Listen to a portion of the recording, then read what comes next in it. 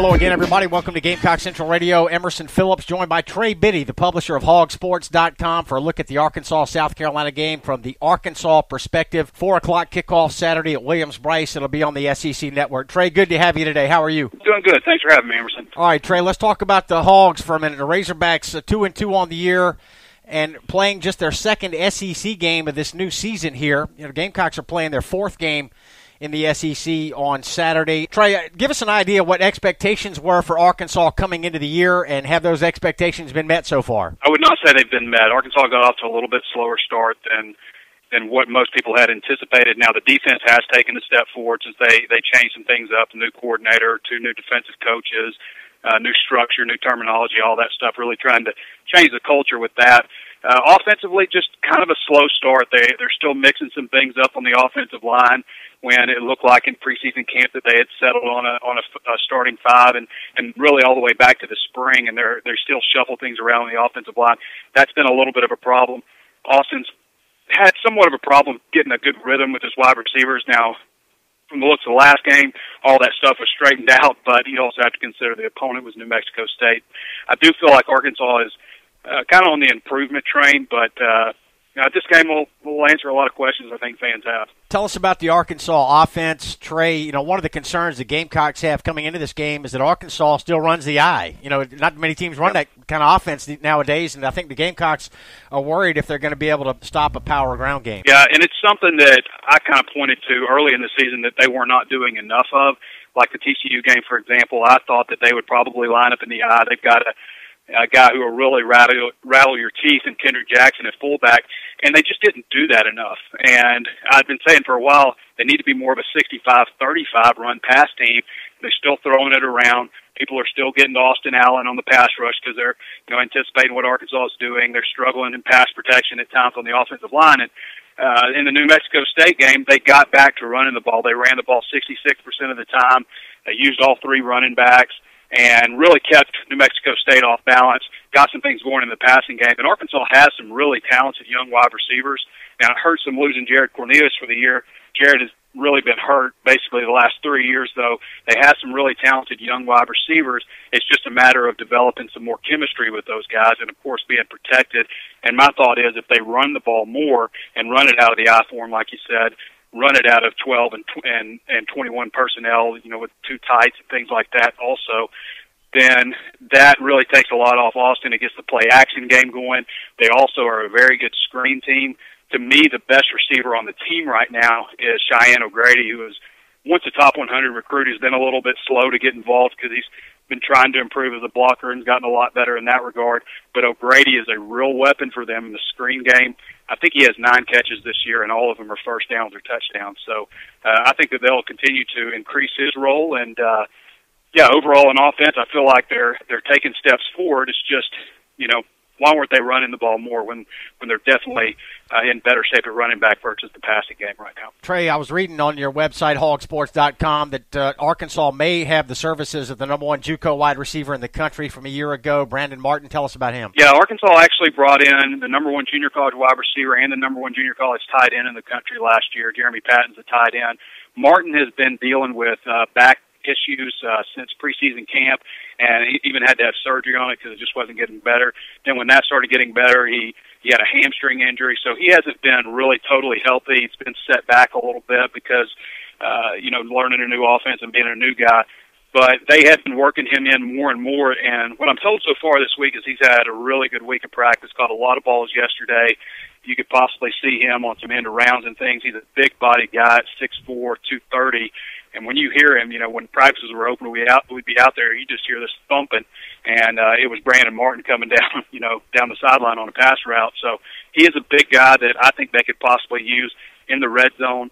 But they've really got to get everybody. The weird thing about it is the guy that came in, and it was well-regarded, but came from the same junior college, also a wide receiver, Jonathan Nance, has really been the guy that's emerged. He's actually leading the team in receptions and yards this year and touchdowns. So both of those guys will play. Obviously, Jonathan Nance will start for them, and we'll see if they incorporate Brandon Martin into the game. And then, of course, Jeremy Patton, number 1 junior college tight end, is a guy that plays a big role for him, too. Really good blocker and receiver. So they've got a really good trio of tight ends, actually. Trey, if Arkansas has its way, how balanced will the offense be? How much ground and pound will we see? Well, I think the 65-35 formula is where they want to be.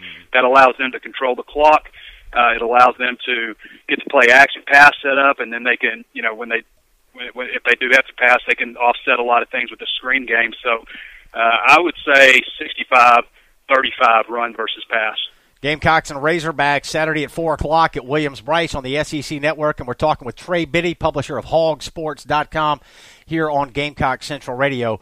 Arkansas and South Carolina have the one common opponent so far this year, Trey, and it's Texas A&M. And both teams lost by 7, but in completely different fashions. Arkansas lost that shootout at Jerry World in Arlington, Texas. The Gamecocks lost by 7 in a much more lower-scoring game. So, what do you think we'll see on Saturday? Is it going to be another high-scoring affair? Tell us about the Arkansas defense and what the Gamecocks can expect there. I think it'll probably be a little more medium range. Obviously, I watched the Arkansas game, watched the Texas A&M South Carolina game as well. Arkansas in that game just gave up huge plays. They would play really in 90% of the snaps. They played very well. It's just 6 plays. They just gave up monstrous plays to Texas A&M and really gave that game away, I thought, also on special teams. But I think this will probably be, it wouldn't surprise me if this was if the team that won scored 35 points or fewer. I think that's probably reasonable. Both teams give up stuff, but South Carolina actually gives up a pretty good amount of yards, but they don't give up a lot of points. And Arkansas gives up a few more points, but really that's the stat that matters above anything, which kind of leads me to believe that South Carolina is probably on the field a lot and probably just kind of a bend but don't break. Gamecock Central Radio, Emerson Phillips with Trey Biddy, publisher of hogsports.com. We're previewing the Arkansas game today and getting a look at the Arkansas perspective. We invite you to download the Gamecock Central Radio app. We got this free phone app that allows you to listen to our podcast on your cell phone or mobile device. Get the app on the App Store and on Google Play.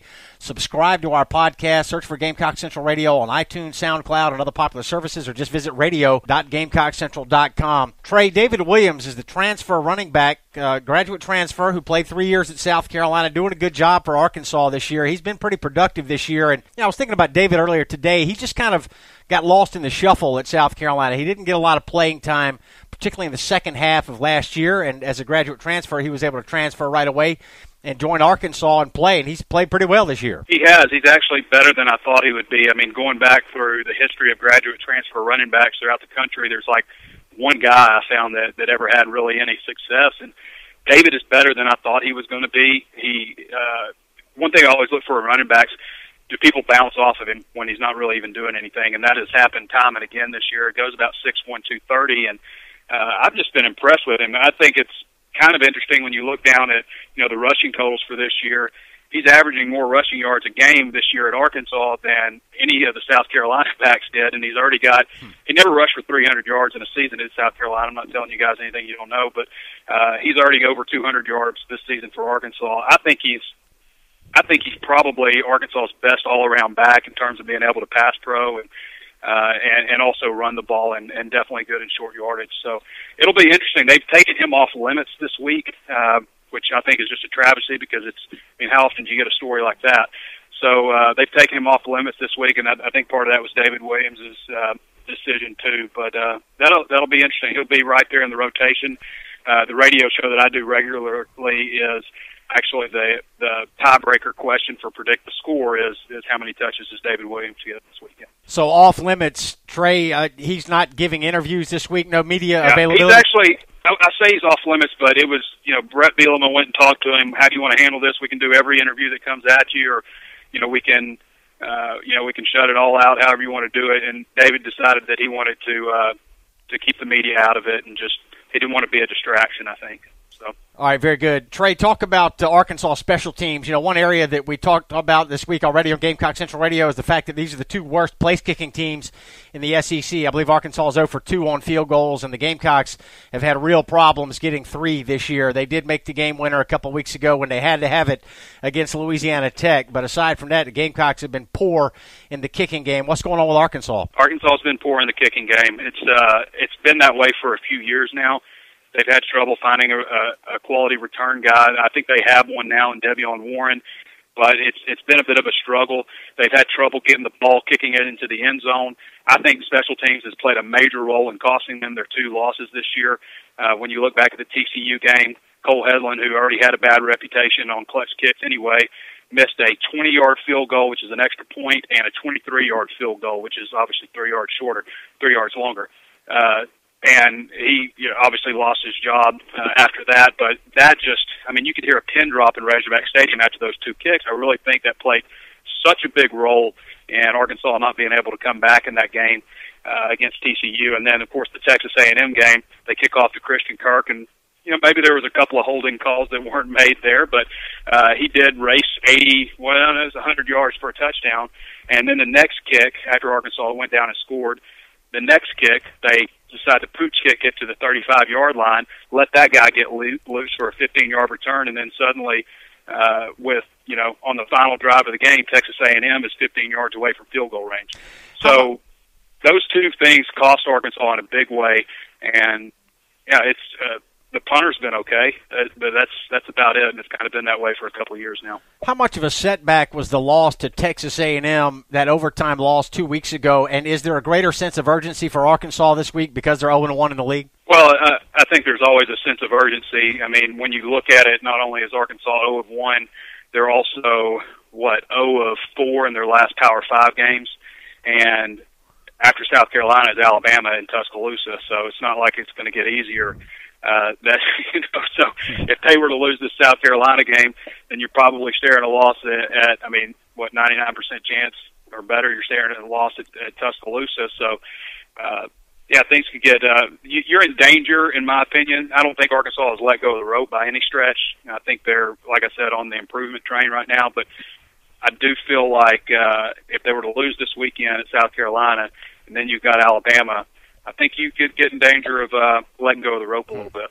How many wins does Arkansas need this year for it to be considered a good year, and how hot is the seat under Brett Bielema? Well, I think a lot of people felt like Arkansas should win 8 games this year. But, Brett is, I wouldn't say he's coaching for his job, but if they were to fail to go to a bowl game this year, then, if he isn't fired after the season, then it's going to be a really, really negative off season with a lot of venom. So, just looking through the SEC, this game against South Carolina, probably very 50-50 in terms of who wins. Alabama is obviously probably a loss. Auburn, after the way the Auburn game went last year, I think that Arkansas really has them circled on their calendar, but that doesn't mean they're going to beat Auburn in their own backyard. And you look at some of these other teams, Mississippi State is struggling on the road. Arkansas gets them at home. Ole Miss is reeling. LSU is reeling. Missouri is also reeling. So these are some of the teams that are left on Arkansas' schedule. So they do stand a good chance to get into a bowl. And things would go a long way in that direction if they were to win this weekend. All right, good stuff, Trey. We appreciate your time. Thanks very much. Thanks for having me. That's Trey Biddy, publisher of hogsports.com, bringing us the Arkansas perspective today. And I'm Emerson Phillips, and this is Gamecock Central Radio. Thanks for being with us.